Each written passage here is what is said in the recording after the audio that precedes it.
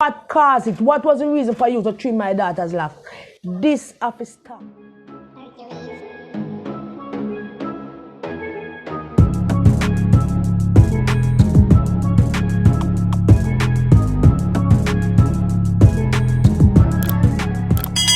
Coming from school one afternoon, I was sitting in a taxi waiting on the taxi to load up. I was there sitting, I saw a young man rushing towards the taxi. He then came in the taxi and sit down. I saw two police officers coming shortly after, asking the passenger what aboarded the taxi to remove himself from the taxi. He did not comply, so one of the police officers came on and draped him. After draping the man punched a police officer in his face. They were there quarreling, and the other policeman came around there and said, okay, you know, come out of the taxi, I go give you something. To come out of the taxi, remove his pepper spray, and he sprayed it in the car. I was there sitting down, a lady was there breastfeeding in the taxi. The policeman behaved as if he did not care about what he had done. So I came out. I was angry because I was there observing the protocols, having on my mask and everything, and you came there just to remove one occupant and you pepper spray in the whole car. So I was there, I had to remove my mask because I was not breathing properly. Having on a mask and being pepper sprayed, you can't breathe properly. I was there hyperventilating, and I removed my mask. I was so upset because of the situation. So the policeman claimed that I had disrespected him, and he behaved as if he did not do anything wrong. So I was there. They said they were gonna arrest me for not wearing a mask. I was brought to the police station. I was told that I was charged for not observing COVID-19 protocols, not wearing a mask. On the day of court, I arrived at court. My name card, I went in. I was told that I wasn't charged for a mask. I was charged for disorderly conduct. I was there. I explained to the judge what had transpired. They did not explain to me properly what was going to take place. They did not explain to me that I could pay the fine of $6,000. I only heard when he said 10 days in the lockup. So one of the police officers escorted me downstairs, where I would be waiting for the police officer to come and transport me to the station. On arrival at the Fort Pass police station, I was sitting on a bench. I was then asked to go in the bathroom to stand up. I was asked to go into the bathroom. I was there when the Miss Mitchell, Corporal Mitchell, had led me to the bathroom. She had a scissors in her hand. I did not know what was her intention, but I was there standing in the bathroom, complying with rules or whatever they said. I was there, and she said, pull out your hair, loosen your hair, young lady. And I was there. At first, I didn't comply with loosening my hair, and I was still standing there. She said, young lady, you know, hear me say to remove the school shoe from your hair. I then removed my hair. She started cutting my hair. After cutting my hair once, the scissors that she was using did not cut my hair properly. So she called for another scissors. So she cut my hair twice. Because after she used that first those scissors, my hair never cut as how she wanted or whatever. But she used another scissors to cut my hair. I then bent down and take up some of the hair, and I had it in my hand. I was there, and then she put me in the cell in lockup. I was in lockup from Thursday night. I was on my menstruation. I couldn't change my clothes. I couldn't change my sanitary napkin. I couldn't bathe. I got nothing to eat. On Friday, my mother came. On Thursday, I got locked up. Friday, my mother came with snack, water, and stuff. They denied my mother. They did not take that visit. They denied the visit. They took the stuff, but they didn't take the food from me. They did not take the food from my mother. They only took the clothing. From Thursday night, I did not eat.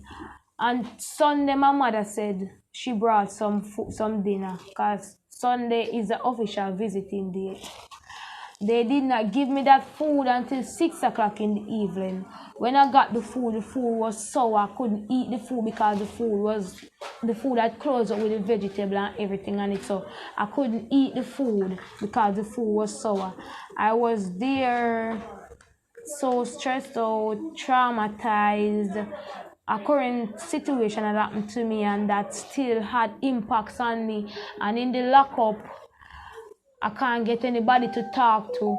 I was in the lockup. On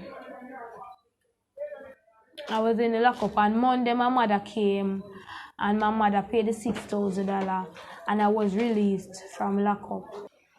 Surprisingly, on Monday when I went for her, only to see they brought a little girl to me without no locks on her head. Because believe me, I couldn't even identify my daughter at the time when I saw her. Because I was saying that why the police are taking so long to bring her out after I have brought the receipt to them saying that I paid the fine. And when the policewoman tell me that it's my daughter, I almost pass out. And me asked her, I said, warm to your locks, where your locks there? She said, one policewoman trim her. Me said, where the policewoman the name, where she come from? She said, one policewoman named Corporal Mitchell. Trim her. So, you know, me da like some answers. Me da like to know the reason why she trimmed my daughter locks. Why was her locks trimmed? What was the reason for that? What she do? Apart from you saying that she was behaving outrageous, apart from the outrageous behavior, what caused it? What was the reason for you to trim my daughter's locks? This have to stop.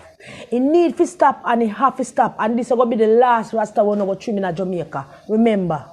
It's devastating because Nzinga is on a path of recovery from a very traumatic experience when she was 16 years old. She was gang raped, she was pregnant, she carried that pregnancy to term, and the baby died shortly after the baby was born. And that was a particularly difficult period for Nzinga. But we worked through it, she worked through it, and she came out on top of it. And then now she's in nursing school and trying to now reshape her life. And then for this to happen at the hands of the state, at the hands of the police who she should trust to help to protect her, it is really very devastating for us. And you know, I tell her today, she's a strong girl, she's a lioness. You know, we believe in her. And everything in life must happen for a reason, because maybe this is the thing now to propel for us to be able to highlight that this kind of behavior by our state cannot continue. Our police cannot continue to abuse people like this. They cannot abuse Rasta like this. You understand? Rastafarians have done so much for this country, Rastafarianism, in terms of even our own exposure, putting us on the map. For us at this stage of life, at this stage of enlightenment, to have this kind of abuse of a religious symbol of a person, a part of that person's identity is unbelievable for me. And we have to take it very serious. It's not the first time. It's the second incident in 1 year, actually almost 1 year to the day. Last year, a young Rastafarian child was not allowed to be enrolled in primary school because she had locks. Now they've taken it to the absolute extreme to cut off a young lady's locks, cut off a part of her identity, cut off a part of her religion in the name of, I don't know, disorderly conduct, that they are trying to, as her mother would say, instill discipline. This is not instilling discipline. This is instilling anger in people. This is instilling hurt in people. And we have to stop. Now this feel like me would have commit suicide, you know. Yeah. So I feel like me would have commit suicide and would have the things out of way. Because everyone a human being. And if a man attack me, this coming like this is a war, this is a challenge. But me not take it that way heavy. Because them say you cannot take a law in your own hand. So we are make them deal with freedom thing. As can't always set up. Because this happened a Coral Garden. See here.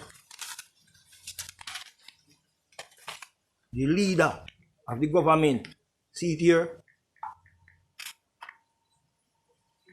Yeah. See it here again. And they attack Rasta. And Rasta leave them out. And then come back a wall again. So this look like it's an ex-Carol Garden or an ex-Bacawal incident. And we not take that one here lightly. No, this can't go and eat. And judgment. It's a spiritual warfare, this. It's a religious war. Christian against Muslim or Christian against Rasta. And then can't win this war. Because righteousness mighty than sin. And anyone go against I and I surely perish. We don't know apology say. Yeah. And that's my talk. I said, Miss, you can't cut my hair because I no style and no braid nor sister like saying I'm here. From I was a child, I said I'm 19 years of age, and from I could remember as a child, my mother was locking my hair. So it's not style, it's a part of my culture, it's a part of my religion. And she behaved as if she never cared, she never have any remorse, she never have any feelings, she never have no second, what shall she say now? So she never have any second thoughts. She never have no, she behaved as if she have no remorse for anybody. That because a statement that she said, more than one, in the midst of more than one person, that when she's coming to work, she left her heart out at the gate, so she don't care, she don't have no heart, she don't care about anybody's feelings. That's what she said. When she coming to work, she left her heart out at the gate. She took a lot from me because, as I said, I've been suffering from a recent trauma. I've been traumatized, and this now, she just bringing me back. Well, I won't let it bring me back, but this bringing me back to some memories of being abused, and I've been sexually abused, and now I'm being physically abused and mentally abused.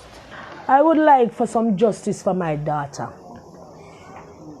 And I know it not going to put her back her locks on her head right away. Eventually, it will grow back, but I would like for some justice for her, and I would like for some justice for Rasta and a whole. Because what you have done to her, it will happen to someone else in locks, and this needs to stop. Rasta has contributed so much to Jamaica, to the world at large. We need to be respected. We are recognized, yes, because we can't vanish, so we are recognized, but we are not respected. We need respect, universal respect. This needs to stop.